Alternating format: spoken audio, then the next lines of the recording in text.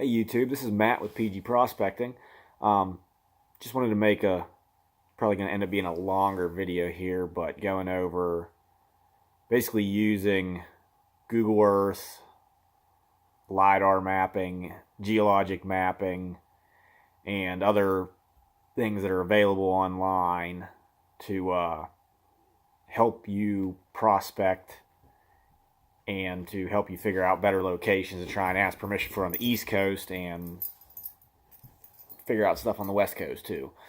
But this is primarily going to deal with East Coast stuff, and I'm probably going to start with some stuff in Uwharrie National Forest in North Carolina, since that's public ground. And yeah, with the private property East Coast, you just got to make sure that you gain permission before you go there, regardless of the maps that you have and what they show. The LiDAR mapping is something that has been amazingly helpful. It's an amazing tool that shows you so much information, but it's raw data is available out there online for free, but you have to figure out how to process it in order to be able to use it and everything, and that takes a lot of time. It took me about 2 years to figure it out by myself.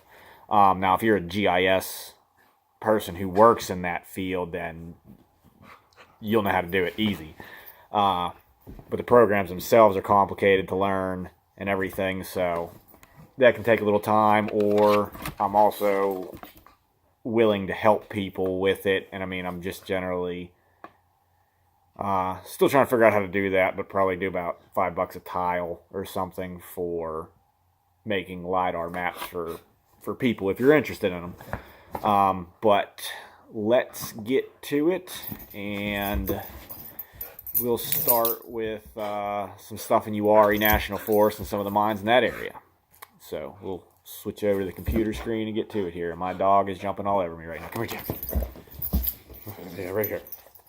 Gold dog. Gold dog's hungry. Ah! Here is what we are looking at right now. This is Google Earth on a laptop computer. It's what you need to download. I think Google Earth Pro is now free, but this is what we'd be looking at, and this is different layers that I already have loaded on. And if you don't already have it on your computer, I highly recommend that you download the mineral resource data system for whichever state you're in. Since this is North Carolina, I will walk you through how to get that downloaded. So basically, go to Google, type in mineral resource data system, click on that, and then go down to search data using a form. Basically put in your state. So if we're playing around with North Carolina, let's go to North Carolina. Commodity. So I mean, you could search a vast majority of things, but obviously for gold prospecting, we're looking for gold. So go gold, and then go search. That will bring you up 597 matches. Go to this here where it says choose format. Go to Google Earth. Yep, Google Earth, get data. And that'll take you to this page, and then you can either click on the MRDS North Carolina KML or KMZ.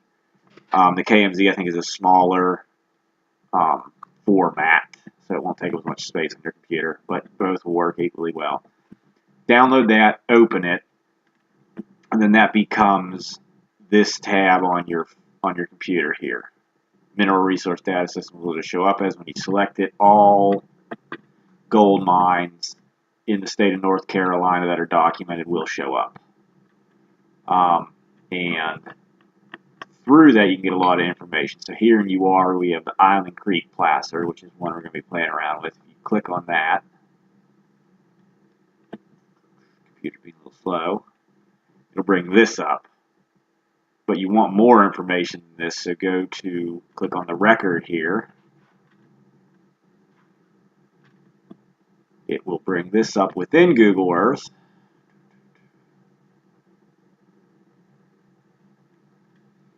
but you want the full report. This doesn't. This has a little bit of information in it, but doesn't have a lot. So go to full report, and that'll bring up your web browser, and this is where a lot of good information is, but it's still not the. There's still probably a lot of other information out here that's not on there.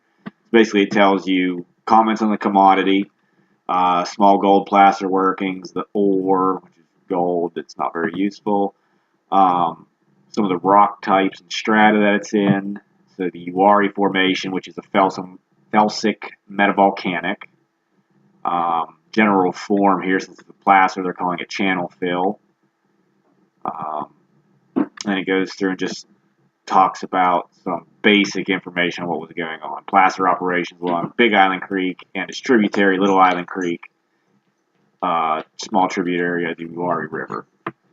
So that gives you some basic information on what's going on, and that is helpful. And it will also give you sources, which then you can go and search for more in-depth information. So let's close out of that and get back to Google Earth here. And we'll start taking a look at the Lidar.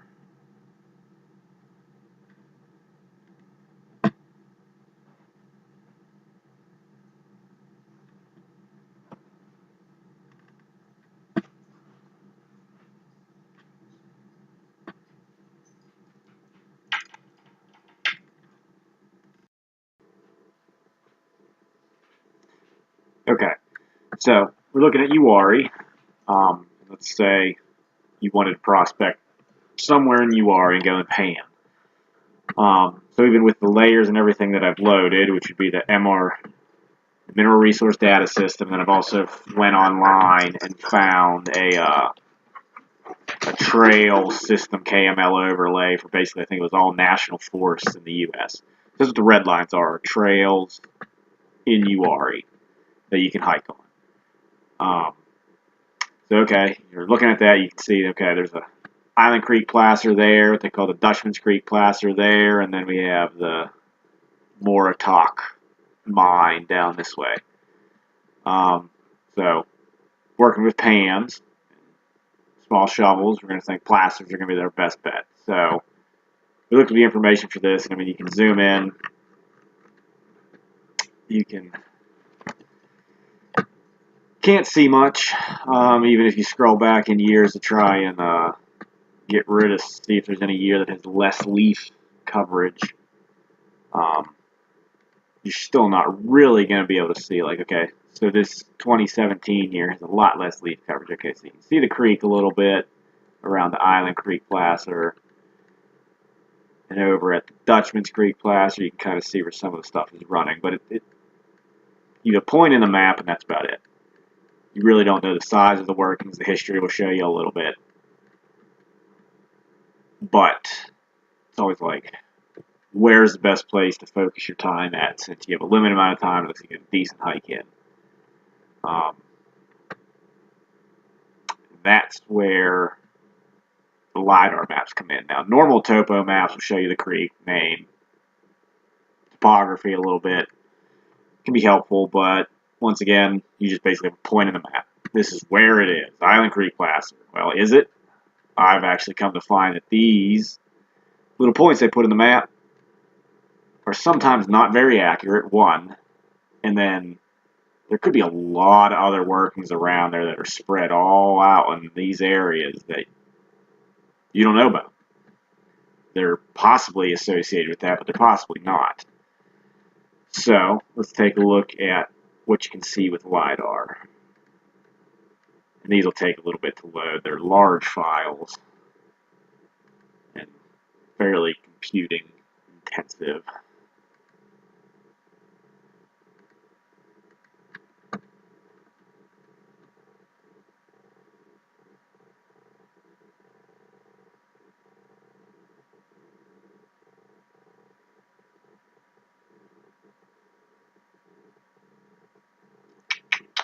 Do.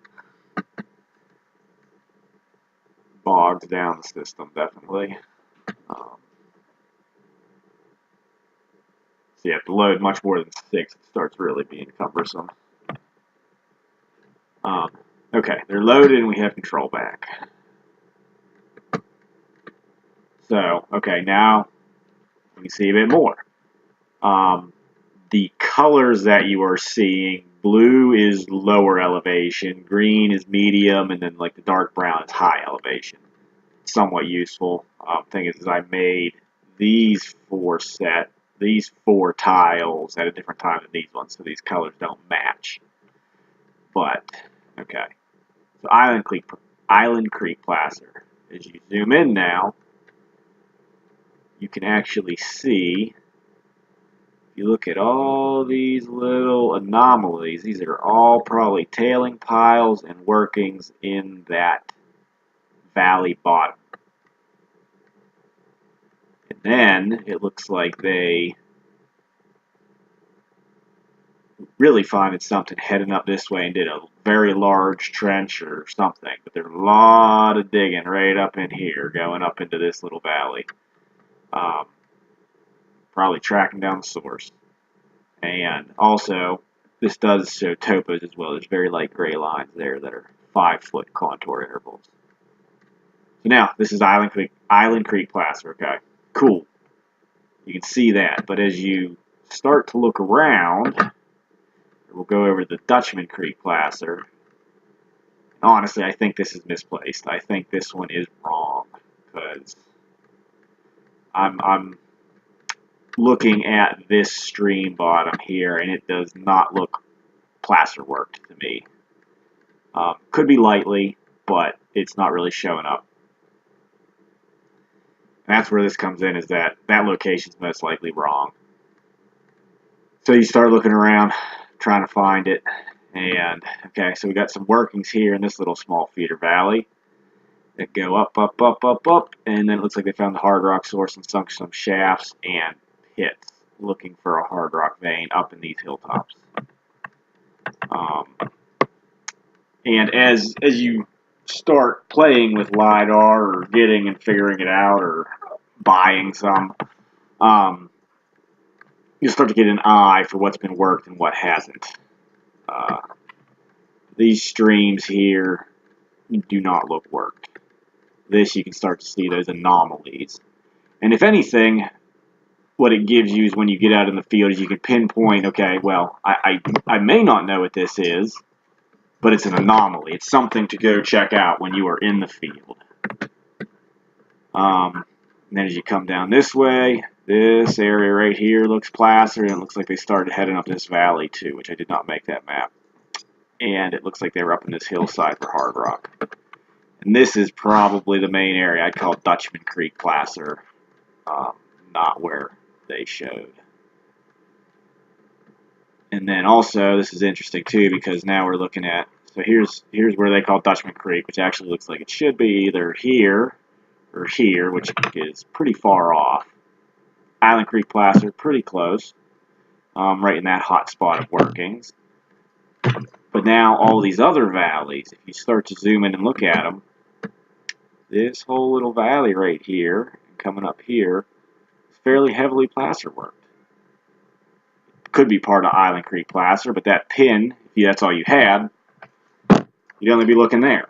And these other ones could get completely overlooked. And also up here too, this one right in here, this trail looks like it actually goes right through it. This looks placer and looks like maybe some hard rock or gravels on the hillside. Hard to say unless you're out there. And also as you come over this way further, there's some sort of, it almost looks like a hydraulic pit.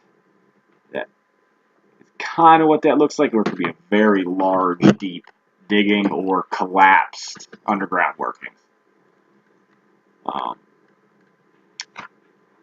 yeah, there's what the history maps will show you, and your history reports will say Island Creek, Dutchman's Creek. But they miss all these other little valleys in here that have a ton of workings in them. And you can come this way too. It looks like there was some hard rock stuff going on up in this hilltop. And then this little creek valley is definitely some anomalies that look like placer workings. So from the Lidar, you took 2 spots that were mines, and they did workings, and multiplied it into about 5 or 6 areas that have had workings. To me, that is a huge advantage. And then also from it too, you can say, okay, I'm going to Island Creek Placer. When you get there, you just see a bunch of random mounds. But from this, you can actually see trends that they were working and the main areas they were working. So, I mean, if I was digging here, I'd probably want to maybe focus on this main area of creek, because this seemed to be where this was spilling out. They did a bunch of heavy workings, and maybe up here in the headwaters of that little valley. But also, since that's probably the most obvious one, the hikers, you might want to check out some of these other little ones that are a little further off the trail that you wouldn't see ever. Probably wouldn't have a reason to go and prospect those little valleys just because you're booking it to the main hot spot where the mine was. So, I mean, that's some of the stuff that LiDAR can do for you. And then on a larger scale with different types of mines, you can see trends that the old timers were trying to work. Like vein trends, and then you can trace them out and try and figure out where they cross creeks and stuff and extrapolate. Doesn't always work, but it's a useful tool. So that's some of the LiDAR, which is hugely helpful. The MRDS system, very helpful for some online prospecting. And then the other thing I will delve into a little bit is some drone mapping. Which, I mean, with all the commercially available drones out there for fairly cheap, I picked one up. I've since sold it, but I made some maps with it. And if you're out on larger rivers and stuff, placer mining with dredges or other things, it can be very helpful. So this other place is up in Virginia. We'll take this up there.